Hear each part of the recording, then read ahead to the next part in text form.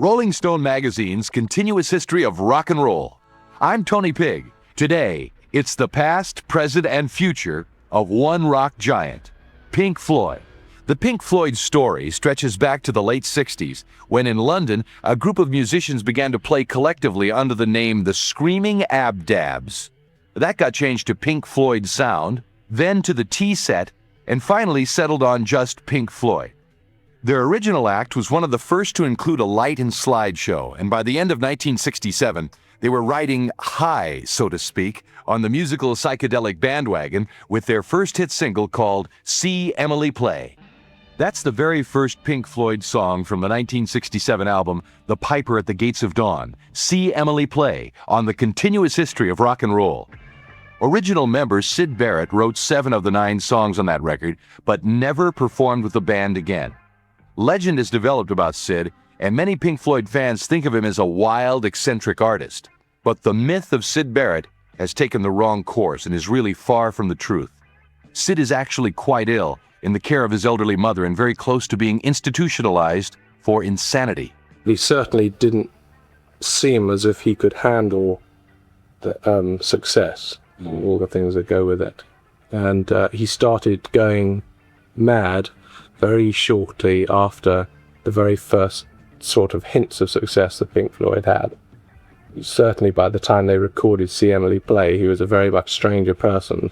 And it was pretty strange, seeing a friend, close friend, in a very odd state where he sort of looked straight through you and barely recognized you. That was Dave Gilmour, who was one of Syd's childhood friends. Dave quickly came in to take his place as Pink Floyd's lead guitarist. The rumors and fantasy that have sprung up about Syd Barrett and the early Pink Floyd band stem from tales of Syd's wild antics. Tours were canceled because all too often, Syd just didn't feel like singing. There were times in the studio that Syd would raise his guitar level to full and just swing the instrument into the mic stand over and over again for hours on end. Yet to this day, Floyd's lyrics still allude to or conjure up thoughts of Syd Barrett. Dave Gilmour sadly remembers his last encounter with the man. He's in a total state of being unable to communicate with anyone else. When I used to speak to him a few years ago, it was quite extraordinary because you would say something to him and he would answer you, and the answer would sound like it made quite extraordinary sense, but it didn't. It was absolute nonsense, but it obviously did mean something, but there was no way of working out what it meant, and its relation to what you actually asked was something that I couldn't understand. But obviously he understood. He was a friend. I always liked him a lot, and I always thought he was very talented, and it's very sad to see that slip by. The years before the emergence of that music were years of growth and development for Floyd. They were involved in several soundtracks, including movies called Instant Analysis, More, Zabriskie Point, and La Vallée. In 1973, the band became an international rock attraction with their album and tour called Dark Side of the Moon. From 1973 on, every 2 years, new Pink Floyd music has surfaced. After Dark Side of the Moon, in 1975, Wish You Were Here was one record which perpetuated the myth of Syd Barrett. Roger Waters, Nick Mason, Rick Wright, and Dave Gilmour were the band's members, but the shadow of Syd was still evident in the lyrics of Pink Floyd. Throughout the 70s, Pink Floyd's stage shows became more and more spectacular. Progressing from their early days of lights and slides, the band now utilized animated films and props like giant inflated puppets. A plane was one prop which hovered over the audience and eventually crashed onto the stage in a fiery finale to Floyd's concerts. Their next concept was even more elaborate. Animals, from 1977, including, of course, pigs, dogs, and sheep. For the Animals tour, the band had a giant inflatable pig, bigger than a bus, which floated over the audience during the performances. At one of the photography sessions, the tethers holding the giant pig down came loose, and this enormous pig took off over the English countryside. And some of those pictures are included on the Animals album. The next project was Pink Floyd's biggest undertaking to date.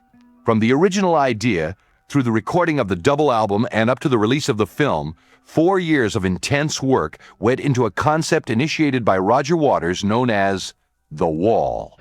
Before we see just what's up with this super band these days, Let's look at the Wall album, film, and stage show with the help of Dave Gilmour.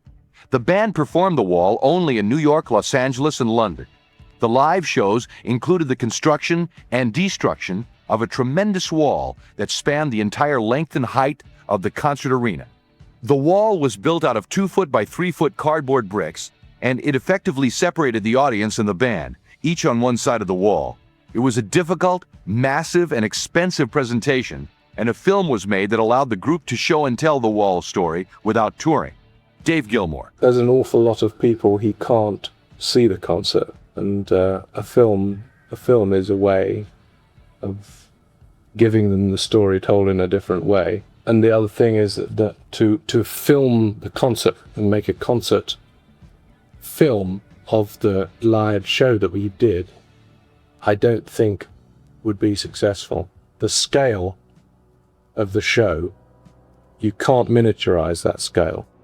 Last year brought us another Floyd album called The Final Cut, but actually it is far from a finale for Floyd. That record was not one of Dave Gilmour's favorites and was more Roger Waters than anyone else. I still think it's not a good record overall. I think lyrically Roger has expressed himself very well on it, but I think basically there are only 3 good songs on it, and that isn't enough to make a good album. Currently, solo projects are taking up the time of the band's members. Although Rick Wright left the group after The Wall due to musical differences, the other members are hanging in there, and Pink Floyd's future is secure, according to their record company. Dave Gilmour's latest album, About Face, was the motivation behind his current tour. This is entirely self-motivated. I wanted to make a record because that's what I do for a living and I enjoy it. And I can't rely on the rest of the people that I normally work with to make records when I want to make them and how I want to make them. So I have to take certain moments and just go ahead and do exactly what I want to do. Roger Waters recently completed his solo album, The Pros and Cons of Hitchhiking, with Ray Cooper and Eric Clapton, among others. Is there another Pink Floyd project in the works? I don't know whether we will or we won't, but certainly no decisions have been made to not do anything ever again. There are no plans whatsoever. I'm concentrating on me and my own career. I'm not worrying about the Pink Floyd thing at the moment. At some point in the future, who knows? Some notes on Floyd before we go. Their movie, Pink Floyd à Pompeii, was filmed at dawn in the deserted amphitheater among the ruins of ancient Pompeii shadowed by Mount Vesuvius in Italy. Alan Parsons, now a successful artist himself, engineered for Pink Floyd in the mid-70s.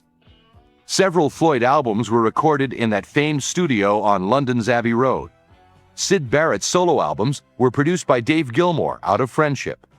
Floyd was one of the first groups to place speakers all around concert halls, projecting the sound with a joystick 360 degrees around the audience.